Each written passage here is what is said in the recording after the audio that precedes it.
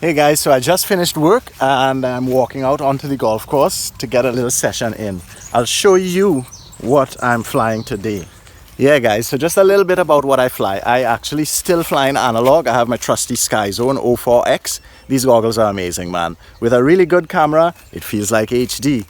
I'm running this crossfire locked at 150 Hertz and it's set to Lemon's RC Link setting of the race setting in the presets. So we're gonna take a little session here now and hope you guys enjoy the flight, and I'll see you again soon. Bye.